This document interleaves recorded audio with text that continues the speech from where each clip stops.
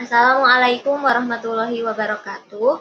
Perkenalkan, saya Cynthia Rahmawati sebagai perwakilan kelompok 12 kelas Biologi A semester 7 sebagai moderator dengan anggota kelompok saya sendiri dan Farid Badlur Rahman yang akan mempresentasikan mengenai desain faktorial eksperimen.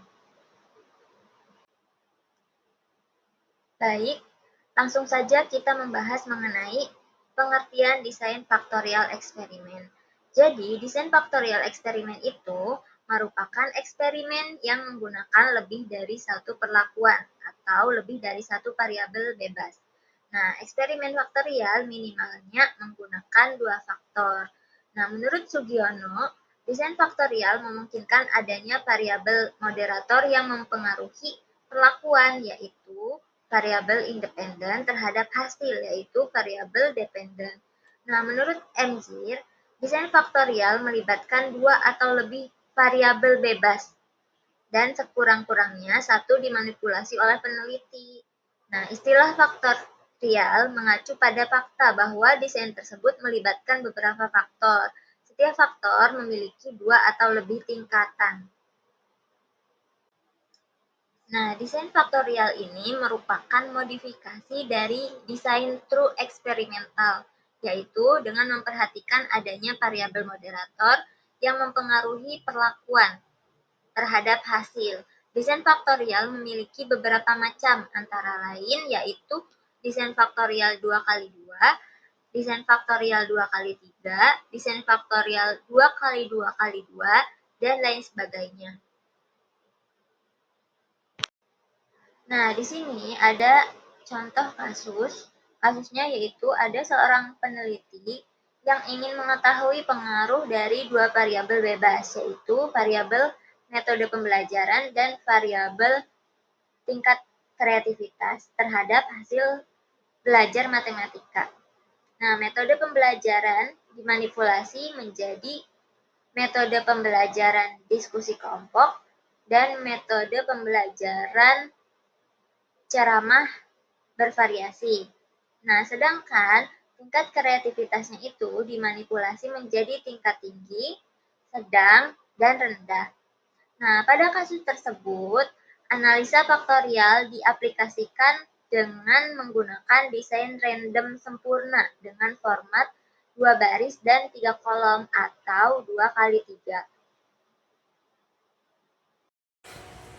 Baik, di sini saya akan menjelaskan terkait faktor dan tingkat faktor desain faktorial di dalam suatu eksperimen, di mana faktor merupakan suatu variabel bebas, dan dalam suatu eksperimen itu faktor diatur atau dimanipulasi, yang dimana gunanya untuk melihat pengaruh terhadap variabel terikat. Contohnya bisa kita analogikan di dalam suhu. Faktor ini yang dimana di dalam suhu sering diuji untuk melihat bagaimana suatu suhu itu mempengaruhi proses biologis seperti aktivitas enzim atau pertumbuhan pada mikroorganisme. Kemudian tingkatan faktor di dalam suatu desain faktorial eksperimen ini merupakan suatu variasi nilai atau kondisi dari faktor yang dipilih dalam eksperimen. Setiap tingkatannya yaitu mewakili kondisi spesifik yang diuji untuk melihat dampaknya pada variabel terikat. Kemudian di dalam eksperimen biologi juga yang menggunakan desain faktorial, itu siswa akan mempelajari atau siswa dituntut untuk mempelajari bagaimana beberapa faktor secara bersama-sama mempengaruhi hasil, bukan hanya efek satu pada satu waktu. Selanjutnya itu kita akan membahas terkait desain faktorial. Itu kita bisa bahas terdapat menjadi dua bagian. Yang pertama itu ada desain faktorial penuh, dan kedua ada desain faktorial parsial. Oke, yang pertama desain faktorial penuh ini merupakan suatu kombinasi dari berbagai tingkatan faktor yang diuji di dalam suatu eksperimen, yang dimana hal ini memungkinkan peneliti akan mengamati efek utama dari setiap faktor dan efek interaksi di antara mereka secara lebih lengkapnya. Kemudian yang kedua itu ada desain faktorial parsial, yang dimana dalam desain faktorial parsial ini hanya sebagian dari kombinasi tingkat faktor yang diuji saja. Desain ini sering digunakan untuk mengurangi biaya, yang tentunya selain mengurangi biaya, mengurangi waktu, terutama ketika jumlah faktor dan tingkatan yang harus diuji sangat banyak. Nah, jadi dari contoh kasus tadi, kita aplikasikan ke dalam desain faktorial 2x3. Nah, jadi tadi kan variabel bebasnya itu ada dua, yaitu metode pembelajaran dan tingkat kreativitas. Nah, metode pembelajaran itu dilambangkan atau disimbolkan dengan huruf A. Nah, sedangkan tingkat kreativitas itu disimbolkan dengan huruf B. Nah, metode pembelajaran itu kan dibagi atau dimanipulasi variabelnya menjadi A1 itu metode diskusi kelompok, itu di kelas eksperimen, dan A2-nya itu metode ceramah bervariasi, itu untuk kelas kontrol.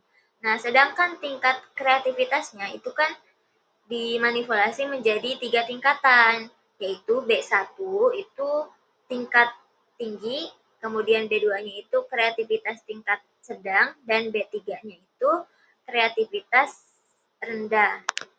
Nah, jadi dari 2x3 desain faktorial tersebut dihasilkan kelompok yang diajar dengan metode diskusi kelompok dengan kreativitas tinggi, itu kelompok A1B1, kemudian kelompok A1B2 itu kelompok yang diajar dengan metode diskusi dengan tingkat kreativitas sedang. Kemudian kelompok A1B3 itu kelompok yang diajar dengan metode diskusi kelompok dengan tingkat kreativitas rendah. Nah, kemudian sekarang kelompok A2B1, yaitu kelompok yang diajar dengan metode ceramah bervariasi dengan tingkat kreativitas tinggi. Kemudian A2B2 itu kelompok yang diajar dengan metode ceramah bervariasi dengan tingkat kreativitas sedang. Dan kelompok A2B3 itu kelompok yang diajar dengan metode diskusi bervariasi dengan tingkat kreativitas rendah. Selanjutnya kita akan membahas terkait kelebihan dan kekurangan dari desain faktorial eksperimen, dimana tentu di dalam metode ini terdapat beberapa kelebihan, yang diantaranya kelebihan yang pertama itu kelebihan di dalam mengidentifikasi interaksi antar variabel, di mana hal ini sangat memungkinkan karena analisis interaksi antara beberapa variabel independen seperti metode pengajaran, waktu belajar, serta pengaruhnya terhadap hasil belajar siswa.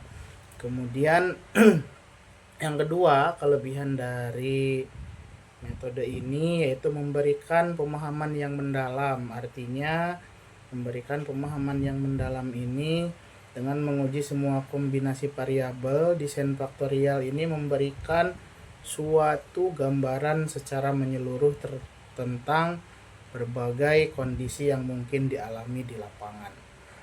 Kemudian yang ketiga itu ada efisiensi data, di mana metode ini sangat efisiensi sekali datanya dengan eksperimen terpisah atau setiap variabel. Yang dalam hal ini desain faktorial lebih efisien dalam mengumpulkan suatu data. Dan yang terakhir yaitu mengembangkan pemikiran kritis, yang dimana terutama di dalam pendidikan abad 21 ini perlu sangat diterapkan pada siswa, yang dimana hal ini sangat membantu mengembangkan keterampilan analisis serta pemikiran kritis siswa.